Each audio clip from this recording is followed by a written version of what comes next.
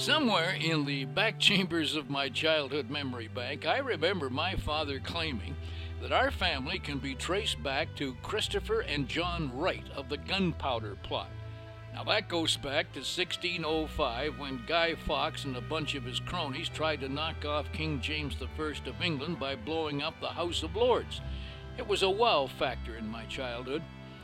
But later, when my father produced a family crest, I went monarchist, and I was certain that there were drops of blue blood running through our family's veins. I mean, now you take a look at that crest.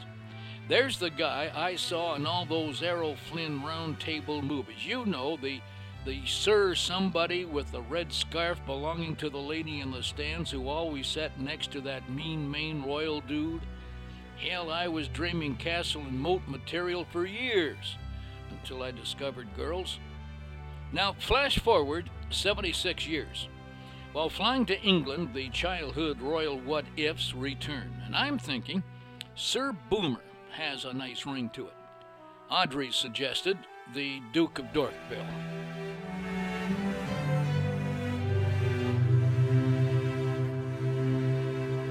But alas, it was not to be. Any old iron, any old iron. You look neat, talk about the treat. You look a dapper from your nipple to your feet. These great king style with the brand new style and your father's old green Zion. Oh, I wouldn't give you supper for your old one. Chain old iron, old iron. At the moment, our Ancestry.com story starts in the village of Sudborough in Northamptonshire.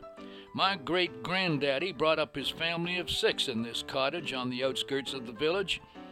It was the census of 1871 that burst the royal bubble. There was no Sir Boomer, just plain Boomer the farm guy.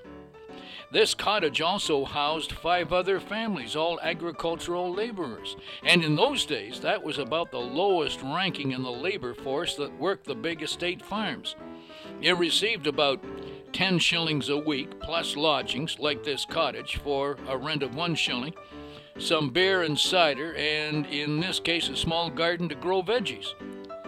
So my side of the family documentary is going to tell about humble beginnings, the folks who lived a hard life and died young. But it's also going to tell some fascinating stories of how each generation that followed improved their lot and prospered.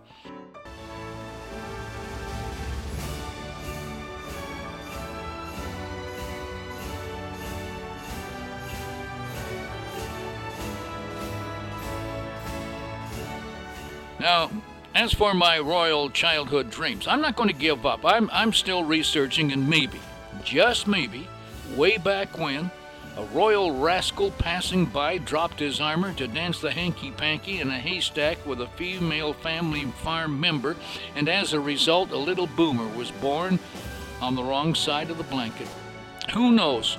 But just to be sure, I've opened a 1-year subscription to Ancestry.com. You never know. I'm looking under the B's. B for births.